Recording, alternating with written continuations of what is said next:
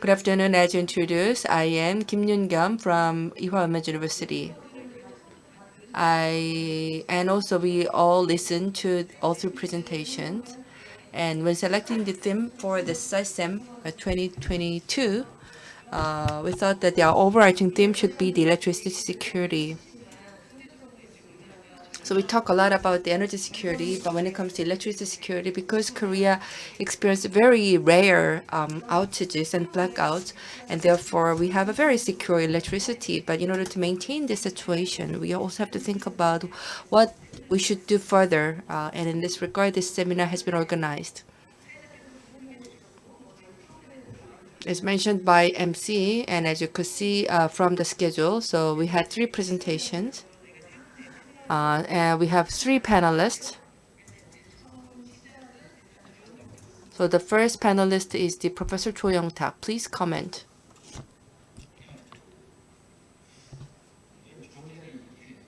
Thank you very much for inviting me to this great conference. I'd like to thank the organizer for giving me this chance. I don't really have a lot to say, but I think that I am invited here. And this conference has been a very good learning opportunity for me. And so regarding the three presentation, I will just ask my questions and also the comments. First, as for the Dr. Kim Hyung-kwan's presentation, it was very, very impressive. Especially you talked about the variability of the U.S. market price and how a hybrid can be economically viable option when it is combined with the ESS. And I think that this is something that Korea should follow in the long-term basis. But for Korea, how to follow that, I think this is something that we have to delve into further. And in this sense, I would like to briefly just explain you about the Korea's ESS policy. In the past, we only had the ESS or simple energy strategy combined with the REC. But because of that, it has led to various problems. For example, like we provided too much REC and also the charging and discharging happened too frequently, which led to the fire accident. And also it took place without full consideration of the grid operation. And so the ESS became the stumbling block for the operation of the grid on the Jeju Island. That's why recently Korea government abolished the price benefit and also the REC.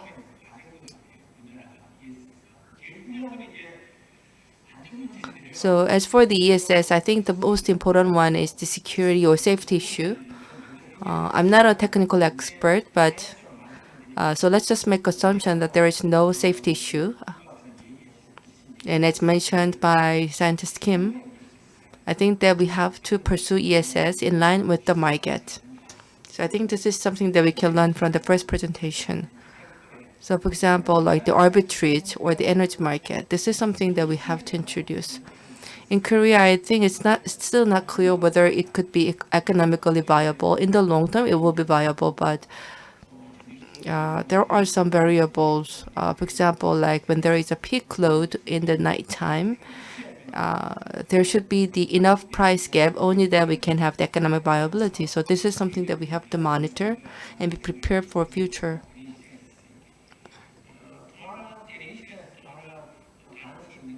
And also another thing that I would like to talk about is the VPP. So we can expand VPP. Again, there are some economic issues with regards to VPP, but in order for the renewable energies to be dispatchable, I believe the VPP is critical. And ESS can be combined with VPP. So again, this could be the one solution that we can adopt. And the third one is in terms of the grid operation, we can expand the ancillary service market, including ESS.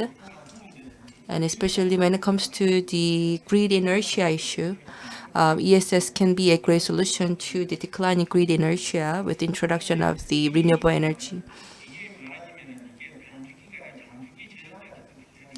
And also, we need not only the short-term storage devices, we also need the long-term storage devices in order to address the intermittency of the VRE. So, in that sense, long-term ESS is something that we also have to pursue.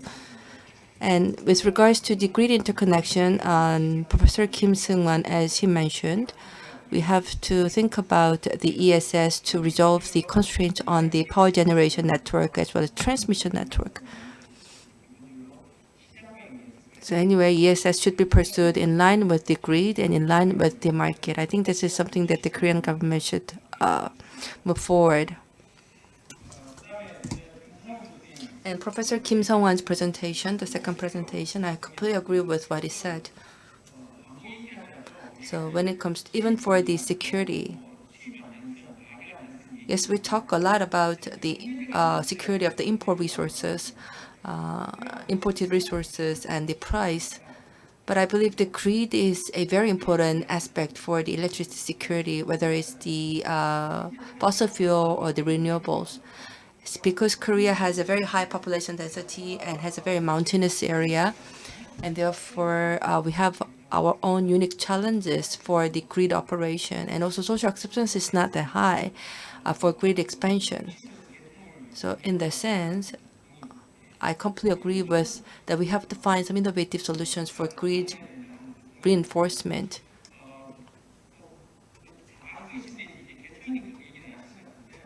And what's important, I think, is demand.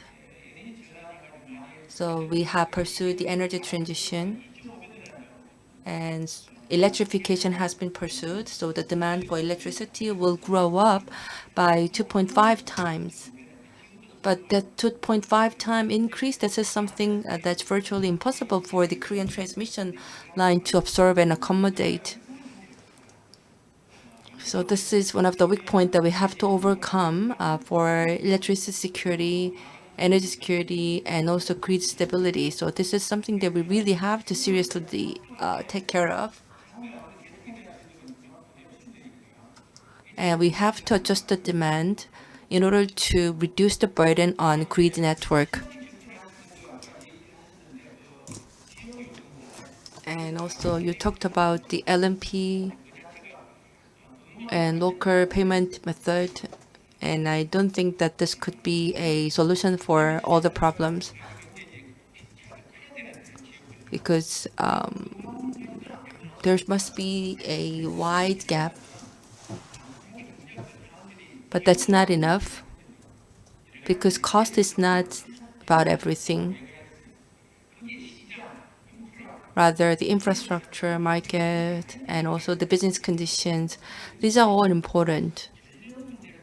And therefore, I think that this is actually the issue of the balance of regional development in one sense.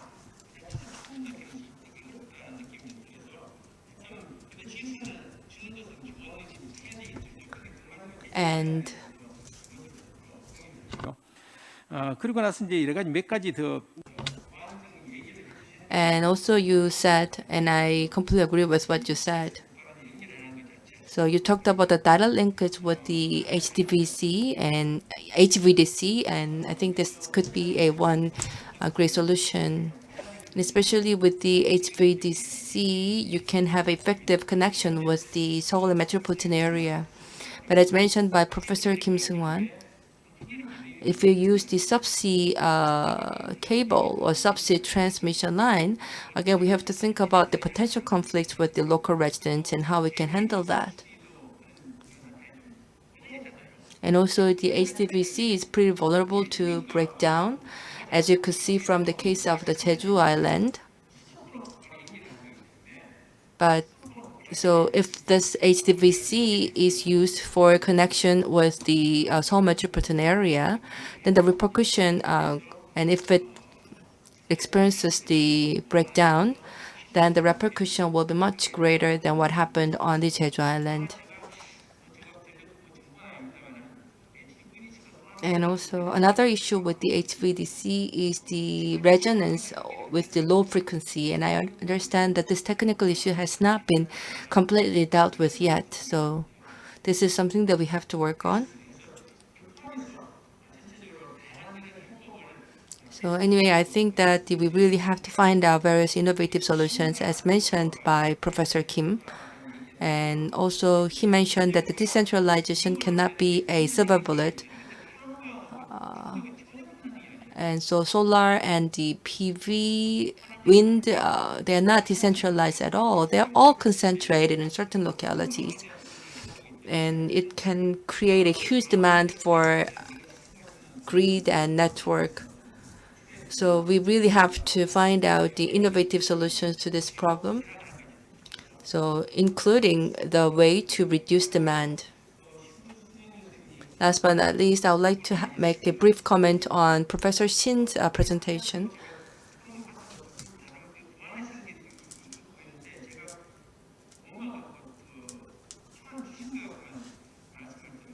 So I studied your draft material before coming to the Seoul.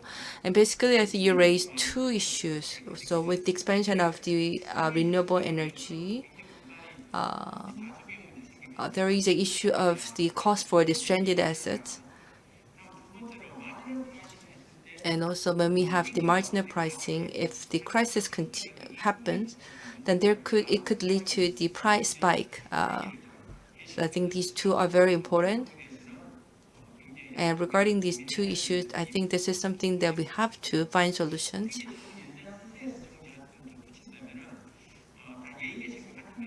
And regarding that, I would like to make some personal comment that we have to think about the limitations of the existing market and also the problems that are associated with the lack of proper operation of the market. So we talk about the settlement based on the marginal pricing, but this system does not work properly. And also there are problems and distortion in the retail market as well as the wholesale market. In fact, Korea's power market is very distorted. And also there are heavy regulations. And therefore, I believe that we have to normalize the wholesale market first in order to ensure market stability. So I talked a lot about the market reform. Currently, the settlement centers around the coal and the nuclear power. So conventional S&P price has to be rectified in order to enhance the market stability. For example, for the price, we only have a day-ahead market, not the real-time market. But in overseas, they have the real-time spot markets. We only have day-ahead markets. So if we could expand and have more diverse kinds of markets, then I think we can find solutions for market stability.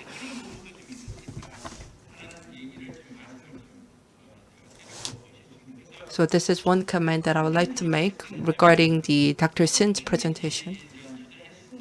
And also as for the investment and fixed cost, maybe we can have the 2-week settlement market. Or let's say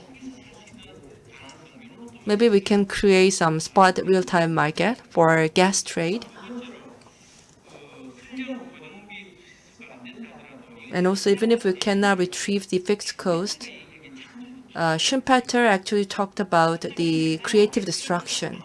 So when there are a lot of changes, there could be inevitable bankruptcies and destructions.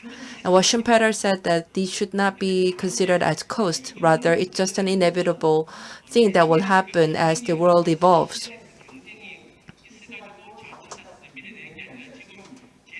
But right now, the problem is that the renewable energy,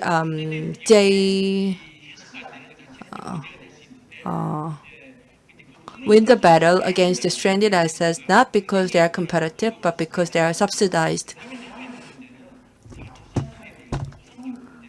So if we have to continuously provide the subsidies for the renewable energy, then we will also encounter the issues of the compensation for stranded assets. So this is something that we also have to work on. And also with the marginal price structure, if there is a price spike, then there is very little room for us to handle this issue. But if the both gas and oil prices go up, then anyway, energy prices will go up. But then this will also lead to the price increase in the retail market, which will deliver the signal to the market. But in Korea, we don't really have such a market signal because of the heavy restrictions on the retail market. So even if the energy prices go up, electricity tariff still remains very low. So this again shows the distortion of the Korean market. And therefore, I believe that the energy price should be reflected at least 30 to 40% or 50% in the electricity tariff. Then we can have some buffer system for the price spike. However, in Korea, this system does not work. So I think all these problems actually stem from the distortion of the Korea's electricity market. So if there is a price spike, yes, there should be the government intervention. But the problem with the Korea is that government already intervened in too many ways. So in the sense, we actually envy the European market because market mechanism really works well there, and there is no little room for government intervention. But in Korea, because market is heavily regulated, and therefore the market mechanism doesn't function at all. And also we experience a lot of distortion. And therefore the conventional wholesale market has to be reformed in order to prevent this kind of problems. And also with the expansion of the renewable energy, I think this is another issue that we have to tackle. And for this, I think we have to redesign the market. But because of time constraint, I will just make one final comment. So with the expansion of the renewable energy, in fact, the technical and economic characteristics are very different with the renewable versus the conventional. But we have to think about we have to find solutions to correct the distorted conventional market and also redefine the market for renewables. In other words, renewables anyway, I think, has to be combined with dispatchable resources because market reform cannot take place in a vacuum, right? Because there is a dependency. So I think market will evolve in such a way. And with that, thank you very much.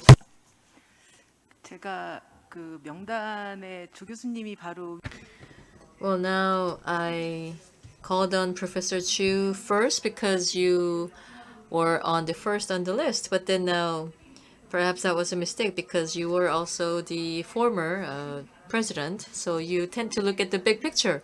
And I believe that because of that, perhaps that leaves little for the others to say. But still, I do hope that there would be more discussions to follow. So now I'd like to move on to Dean Yu. Yes, hello. This is Sung-Hoon Yu from the College of Creativity and Convergence of the Seoul National University of Science and Technology. So I have listened to the three presentations with great attention. And also, I was highly impressed by Professor Cho's discussion that sounded more like a presentation, but yes, thank you very much. And so I have learned a great deal, and there's not much for me to say in the way of discussion, but since I'm here as a panelist, I would like to try. Now, regarding the renewable energy having to be paired with ESS in hybrid composition, mentioned by Dr. Kim, yes, of course, I also agree with this. And I believe that for the Korean case, we have to look at 2 points. First is about the cost of ESS, because ESS is very expensive. Now for KEPCO, then now they actually did not make it through the preliminary feasibility for the ESS because it is technologically challenging and also not easy to do. It's also expensive. But then now, are we going to then outsource this to the private sector? Then that is not going to be easy either. Then in order to fill out the ESS that is going to be needed in large scale, then it appears that it is necessary for the public sector to be budgeted with this. Then perhaps we could create an ESS corporation, or KEPCO could take up this responsibility, or the six generation companies can bear this responsibility. But I do hope in the foreseeable future we undertake a large-scale project to enable ESS in Korea. So that is the first point that I wanted to make. And the second is, it appears as if ESS in Korea is too much focused on batteries. So on one hand, we have to take a broader look into ESS. So on one hand, if we can increase them, then we should. And then also the pumping capability, we also need to strengthen them. And also the sector couplings, we also need to have more discussion on this as well. And second, about what Professor Kim Seung-hwan has mentioned. Now I agree with his 4 recommendations, and if I could just point out 2 things. So about the grid planning, yes, of course I agree with that. And yes, at the 12th basic plan, there were great efforts made in order to reflect this. So this is, now if KEPCO were to lay the grid, then they have to go through the preliminary feasibility study. And just to strengthen the grid without having much increase in demand, this is not likely to go and pass the preliminary feasibility study, because they would also be subject to audit later on. So unless there is a very clear demand supply plan, then we cannot pass the preliminary feasibility study. So then for the grid reinforcement project that also is accompanied by good planning, then I do believe that they need to be exempted from the preliminary feasibility study so that we can also go ahead with the project in a timely manner.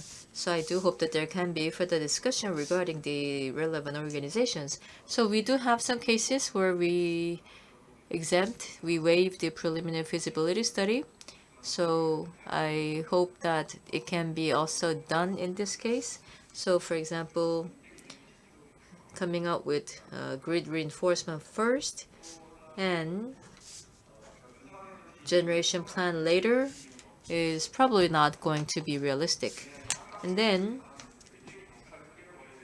it was also mentioned how given the land pricing, we need to maintain a large gap in the pricing, and I also agree with that. But so I agree with the need, but it's whether that is realistic or not. Now that is not going to be easy either. So instead of trying to get everything done through the market, I believe that perhaps we need to have another set of support aside from the market. So for example, in the US, they also have a scheme for support for such distributed system. And also Denmark, Japan, they also have similar schemes, for example, providing incentives or credit. So unless we have this separate support system, then having the distributed system is not going to be easy. And last but not least, regarding Professor Shin's comments, I also generally agree. And now looking at the reality in Korea, then so the point was, I believe, we need to stabilize S&P. It has topped 250, and there are also projections of topping 300 by the end of the year. So we need to stabilize this. So Professor Shin also briefly mentioned windfall profits or the windfall tax, but given that so there is also a question of whether for the Korean gencos, whether their revenue can be categorized as windfall profit or not. And also in some other parts of the world now, when they try to regulate the pricing, then they are often subject to litigation. And one smooth way is to control the natural gas price as much as possible so that they can stabilize the S&P as well. So if you take that route, then we see that it is less prone to litigation. But this is perhaps not directly related to the electricity market, but then they say that for the gas corporation, the receivables are like 5 trillion won, and by the end of the year it would be close to 10 trillion won. So in order to overcome the crisis, then we have to consider not only the electricity market but also the gas market and also the other related measures as well. All right, thank you very much for that. Now, as you would all know, Professor Yu has been participating in the electricity demand supply basic plan. So that is why he has touched upon the entire value chain of the electricity. So thank you very much. And now we'll go to Mr. Yusu Lee. 유수입니다. Yes, so I am from the Korea Energy Economics Institute. And I can experience a sort of the frustration as the last panelist to comment on, because already what I'm going to talk about are already covered by the two previous panelists.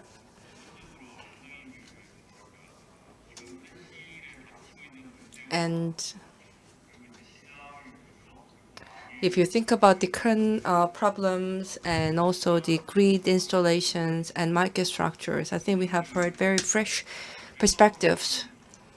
So regarding the Dr. Kim's presentation, the first presentation, when there is a high percentage of the renewable energies, especially the VA operators, such as the PV and the wind, when they are combined with the ESS, then they can utilize arbitrage opportunities when there is a high price fluctuation.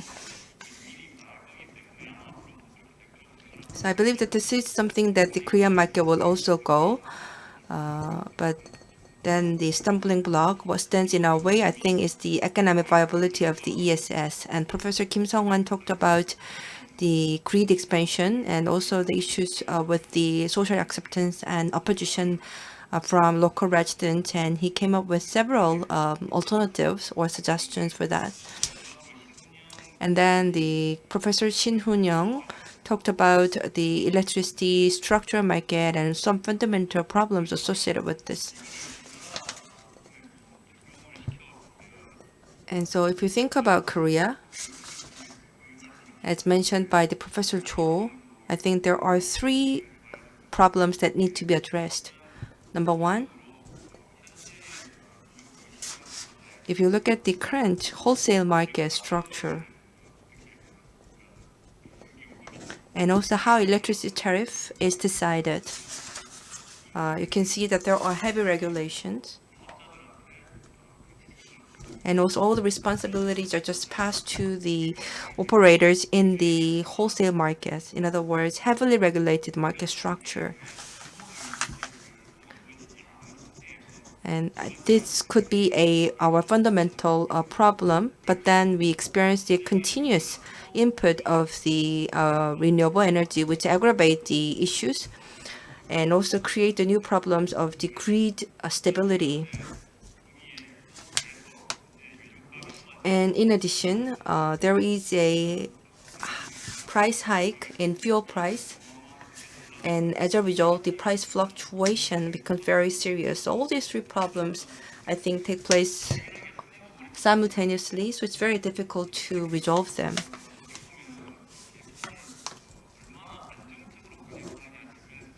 So in terms of the stability of the grid, in that sense, I think the renewable energy facilities could introduce a lot of disruptions, but they will become the mainstream, and therefore we have to redefine our system.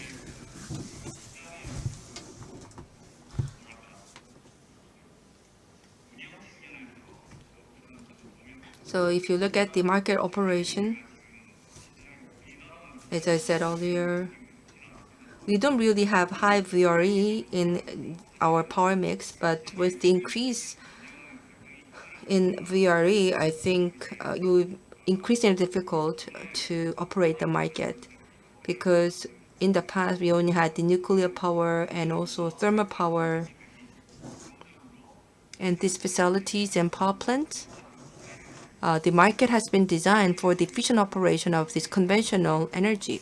But then with the introduction of the VRE, there are more variability in terms of the power output and dispatchment. And so because of that, the existing facilities cannot be operated in an efficient manner.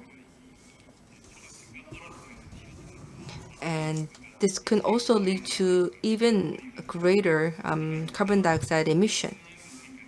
And as mentioned by Professor Shin,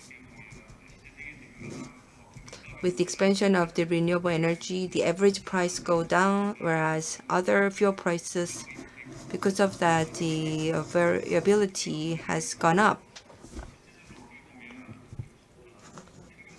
And price fluctuation has become more aggravated, which means that if the average price goes down, then it will accelerate the time for these renewable facilities to become stranded assets, and therefore we have to find out a solution for this.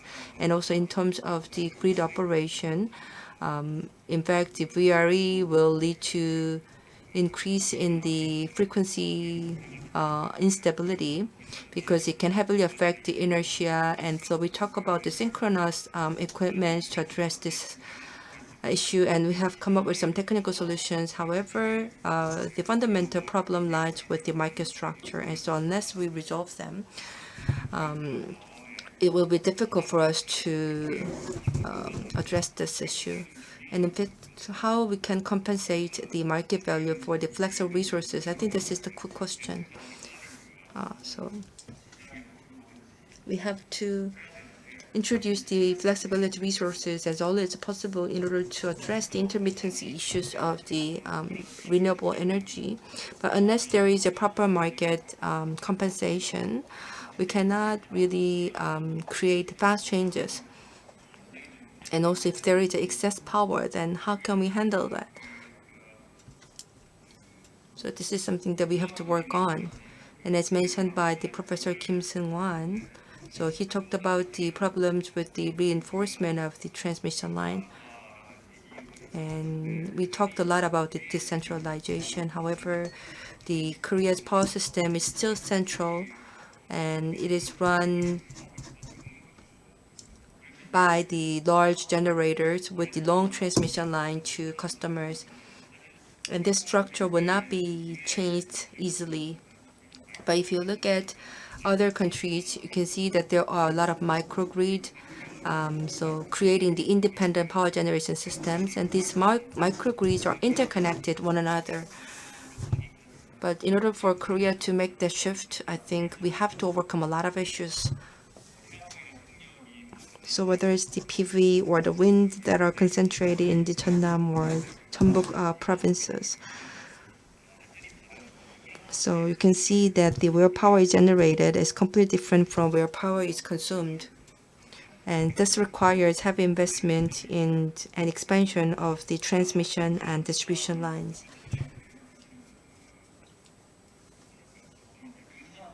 So in that sense, I think we have to create the environment appropriate for decentralization.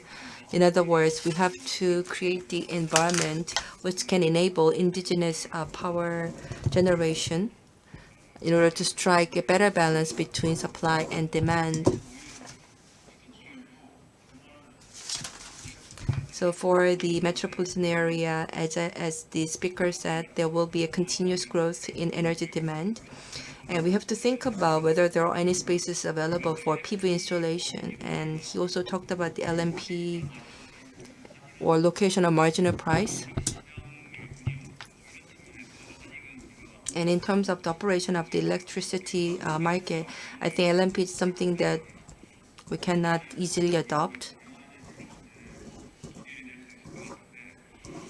So it's still a far-fetched solution. And as for the transmission line and distribution line, I think that these two are also very two different network. And actually, if you put transmission and distribution line, if you consider both of them, there are very little regional gap. But we have to create the environment which can deliver the appropriate price signal. And we talked a lot about the supply side only in the first session, but what's important, I think, is also on the demand side and how can we improve efficiency for the demand management. And this is related with the price signal. So this again indicates that we have to rectify the distorted price structure of the Korea's electricity market. And also regarding the market structure,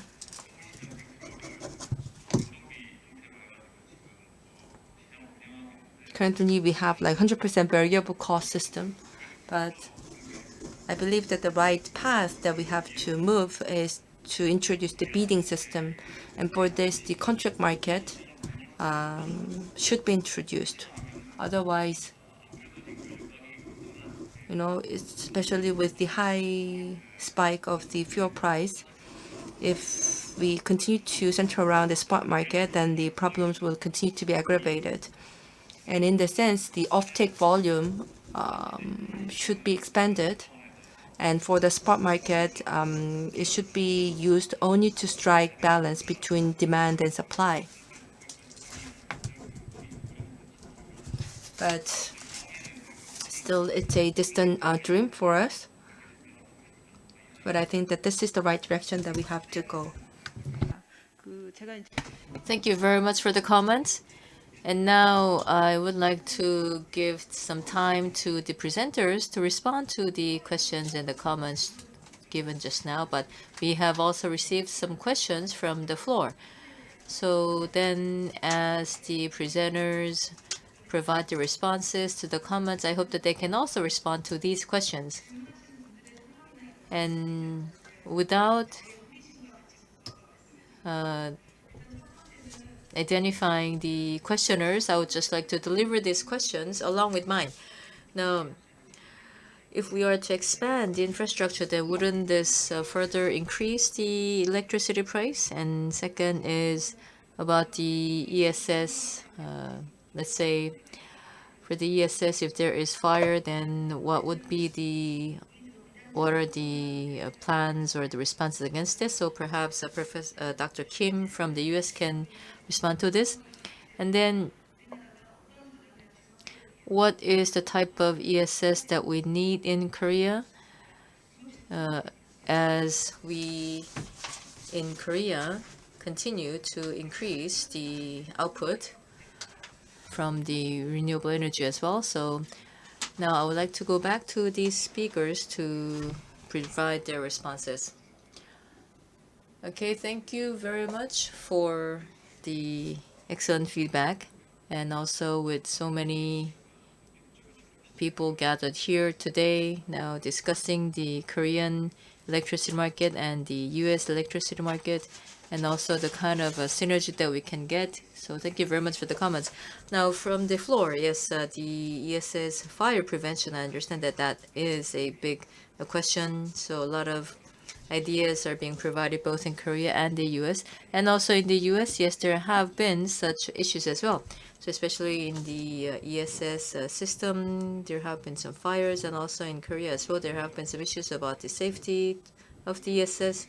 But I believe that the approach is different between Korea and the US. In Korea, it seems as if it appears not to be safe now, so let's wait and see. But then in the US, it appears as if since it is not safe now, let us work harder. So let us work on it, analyze this, gather data so that we'll be able to reduce the risks and try to prevent fire. And I would say that both approaches make sense, and perhaps we can find a compromise between the two. But yes, over the longer term, because the ESS will be an indispensable part of the electricity grid in the future, then perhaps for the longer term, it might be better to thoroughly prepare for it. And then also, there was a lot of good advice, and if I may just respond to some of the common statements in the discussions. First was about the ESS economics. So the economics would be different between the US and Korea, and based on this, the policy recommendations might also be different. So to this feedback, if I may very briefly respond. Now, I believe that it's about the cost and value. So in terms of cost and value, now between Korea and the US, I understand that the hardware cost is a little different. But in the case of Korea, so not only the ESS, but then also the renewable energy software cost. So not the hardware only, but then I understand that the software cost in Korea is a bit higher.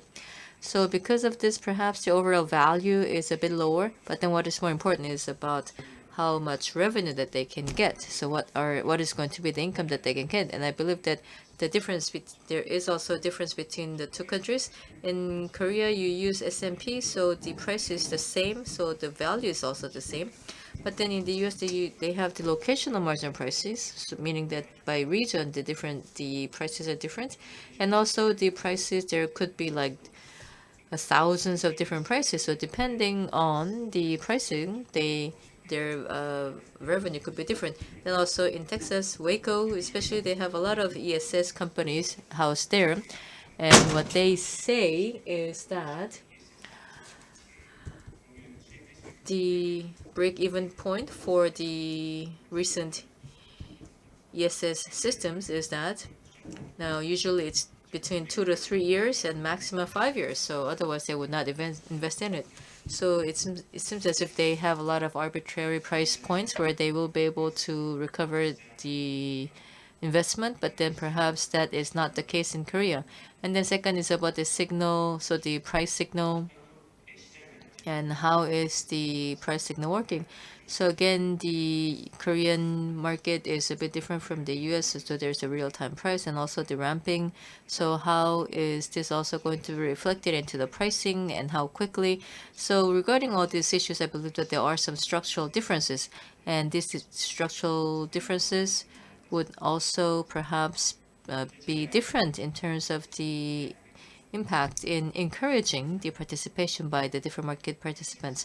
So again, I understand that Korean market is different. So in terms of the ancillary service market and also the price signal, so I understand that Korea is continuously looking to make improvement, and also it is considering the different regional considerations as well. So if we can see this improvement actually take place, then I am sure that there would be many more market participants to come, and there would be a bigger push for other players to jump into the market as well. So I would like to wrap up here. Thank you. Professor Kim, please. I'll respond to the questions from the floor first. The first question was about the infrastructure expansion, and this could accelerate the increase of the electricity tariff. And I'm not quite clear what you mean by infrastructure. But based on my presentation, I think infrastructure could mean the ESS as an alternative for the network expansion, or the HVDC. So yes, these equipment, they can lead to cost increase. But with these equipments, we can have expansion of the renewable energy, and if they can be replaced by the fuel cost, then and if this innovation continue, then the cost increase will be subdued, and eventually cost will decline. So when I do the long-term simulation, I always encounter this kind of conclusion that the cost is not the constant. In other words, the more economies of scale you have, the lower cost you can achieve. And also regarding the curtailment on the Jeju Island, if this curtailment happens in the metropolitan area, then things will be completely different. So for Jeju Island, curtailment happened because of the imbalance between the supply and demand of the local area. Whereas if the curtailment happens in the metropolitan area, I think that this is because of the grid congestion issue. And therefore, the solutions to the problems should be different as well between the land area and the island. And I have talked about the grid farming or the curtailment could be the solution for the curtailment that could happen on the land area. And also for panelist comment, I actually disagree with one comment that Professor Cho at the end of his comment mentioned that we have to have some gradual evolution, but I slightly disagree with this. I think what we need is a quantum jump. We have to take a quantum leap, because if history tells us that small solutions with the small problems, let's say that we gradually address the small problems, but if things continue to remain unabated, then eventually the breakthrough could happen. So in fact, we experienced such a quantum leap in the year 2013 and also before. And if you look at the US market, it seems that it has continuously been liberalized. However, in the late 1990s and early 2000s, there was a quantum leap that the US market took. So I hope that in Korea, we have to prepare for the quantum leap in this year of 2022, or at least by 2025. We have to prepare for this quantum leap. And one of the strengths of the Korean market, I think, is actually one of the weakest points, that we have a very slow relative market. But because we have done very little, we have made very little progress. So when we try to make a quantum leap, I think that there will be very few things that will stand in our way. So in the situation, our weakest point or weakest problem could be our strength. And regarding the Dr. Yu's comment, I was very impressed. And this was something that I have overlooked, so which is about the pre-feasibility study. I've been investigating the pre-feasibility study in the past. And when it comes to pre-feasibility study, what's difficult is how to come up with the future forecast. So in order to avoid the disputes, the easy answer is to comply with the demand and supply plan. Then we can avoid the risk of the revenue stream for future. We can have a very stable forecast, and we don't have to think about the other probabilities. So pre-feasibility study, that's why it tends to just follow the supply and demand plan. An exemption, yes, that could be an answer. But another thing that I would like to suggest is that we have to redefine the framework for a pre-feasibility study. So I talked about the E-Highway 2050 project, and this shows that nothing is impossible. So we can come up with diverse scenarios, and we can also take some probabilistic approaches, and we can make investment in the area where the scenario reside most. And so when we talk about the network expansion project or the CAPCO investment, yes, investment can be done, but the problem is that we are not quite sure about the effectiveness of the investment. Because Korea, we have a monopoly power system, and therefore, for us, it's virtually impossible even to come up with the cost estimates. So this can lead to high risk. So in the sense, I think we have to develop a better system for pre-feasibility study. 그다음에 All right, thank you. And now, Professor Shin, who was the last presenter. If you could respond, please. Thank you.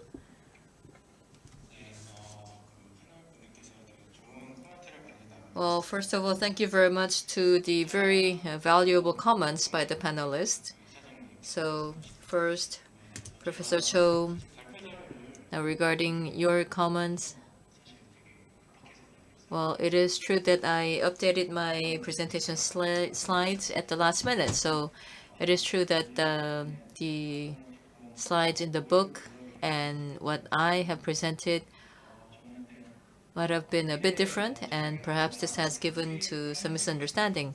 So if renewable energy is to increase in the future, then the revenue, the profit margin could go down and the market volatility could go up. It is true, but I didn't mean to say that we need to keep it down. So what I meant to say was not to keep it down or to compensate for it, but then rather than that, we need to just try to normalize the market. So on one hand, we need to have the right valuation, and also we need to have the market function on its own. So, and by doing so, this could further increase volatility, but still, I believe that this could also be the incentive for flexible energy sources.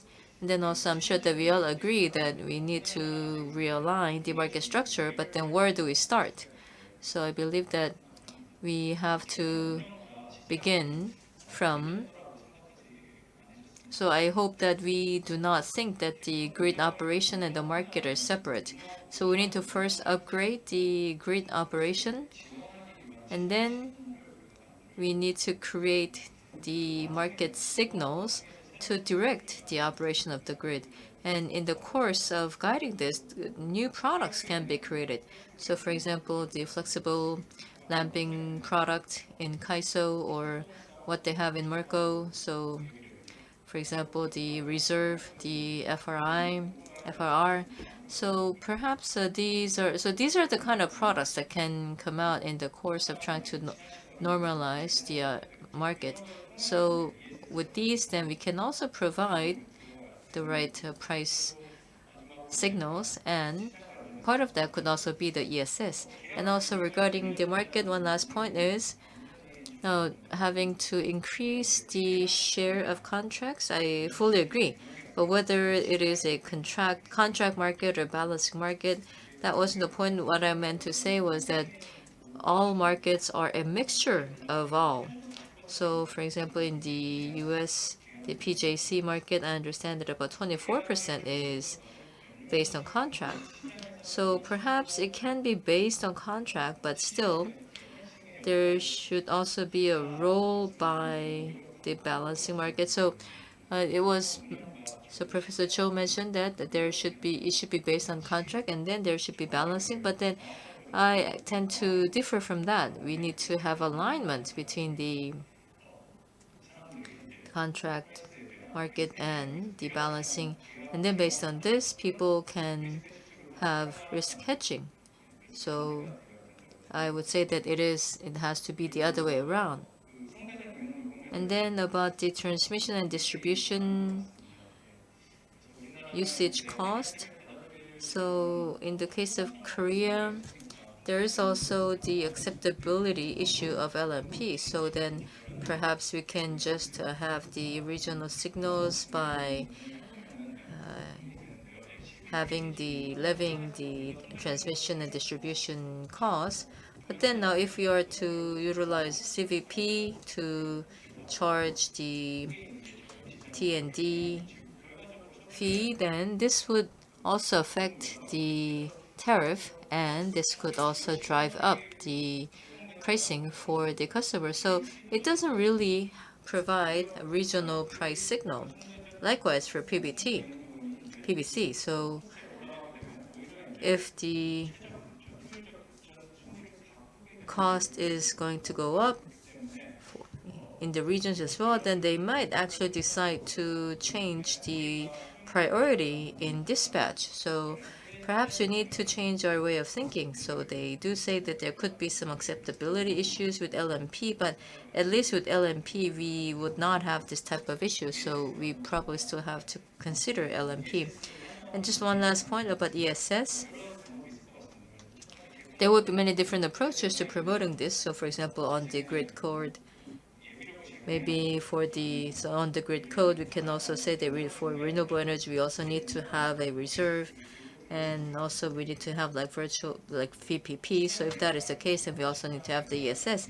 We also need to develop the market. And for the market development, then on one hand, we need to upgrade the grid operation and also promote the market. Then by doing so, we would have a more vibrant market, and this could be an incentive for the participants to come in. And also, yes, right now we are basing the ESS on battery, but I also agree that we need to look into other types as well. So in the US as well, there are discussions of not only battery-based ESS, but then also for others as well. So we also need to provide support for the technology and the related systems as well. Okay, thank you very much. Are there any questions from the floor? So I do not want to take away your coffee break time any further. So I would just like to take just one question from the floor, but I see two hands. But so can we bring the microphone over to the questioner, please? 한전전력연구원 I am the director of the CFIC Demonstration Center. CFIC is what the KEPCO Research Center. In order to improve the acceptability of the renewable energy, we have created this center. So I would like to ask two brief questions. First is regarding the network or grid. So I'd like to ask the question to Professor Kim. So you came up with several alternatives to address these network issues. And there are a lot of projects going on, but I think the ideal solution is to install as many networks as possible. But then this could lead to an issue of social acceptance. And also we have to go to the net zero. So in order to achieve the net zero, and we also have to address the issues of the social acceptance. Another issue that we have to tackle is the cost. And Professor Cho talked about the Joseph Schumpeter, and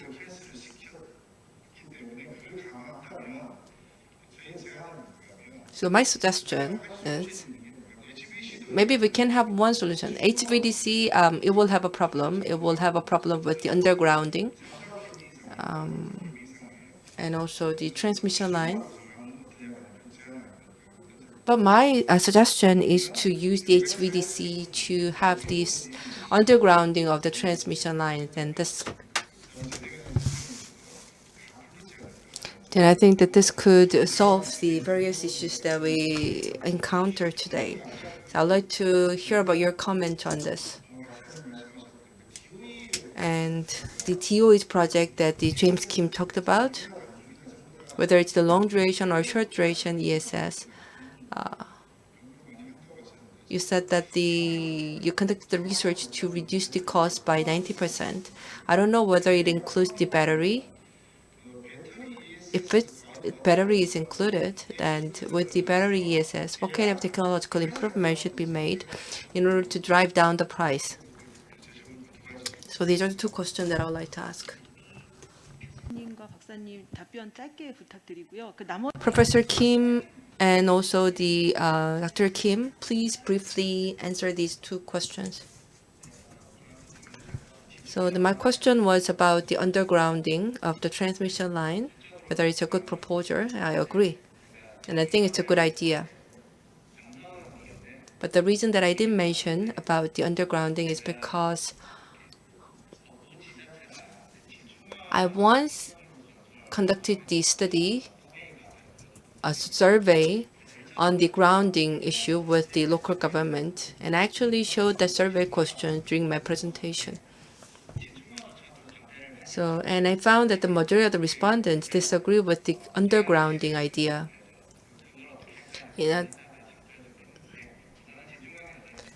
But still, I think that undergrinding could be a great solution. 네, 그 에너지 저장 장치 특히 장주기 Well, then regarding the ESS, especially for the long duration ESS, so if I may respond to this, then yes, we are considering various types of ESS, not just lithium ion, but I believe that we can look at two things. Now, for the long duration energy storage, then different types, like for example, air flow or liquid solid. So they're all being considered. And then for the short duration ESS, then lithium ion or an alternative, so similar material that could replace it at a cheaper price and more reliably. And one of the projects that I am taking part in is Robin, so it's ROVI, and in this project, so now trying to reduce 90% of the cost within the next 10 years is a challenging goal. So what we are currently doing is about, well, in the US we talk often about scientific ML. So what this means is, now for the long duration ESS or lithium ion or other types of storage, now all of them being operational is very short, so just a few months or a few years. And for us to also analyze them, then we also need data. But then now let's say for 6 months of data that we have, now we are also trying to analyze this data to ensure reliability for the next like 5-10 years. And then what is the type of technology that we need and what type of chemicals that we need. So we're going to compile the data for 6 months in order to do this type of analysis. So that is what the ROVI is about. So not just 5 or 3 years of data that we track and to analyze, but also for a short-term accumulation of data and analysis could also be possible, so that we will be able to decide on which technologies to focus on. Okay, thank you very much. And I also see another hand for a question, but I am truly sorry, but we would have to wrap up our session at this time. But we do have the coffee break as well, so you might use that time to raise your questions to the speakers. And again, with that, we will conclude our session at this time. And I would like to thank everyone for your excellent presentation and discussion. Thank you.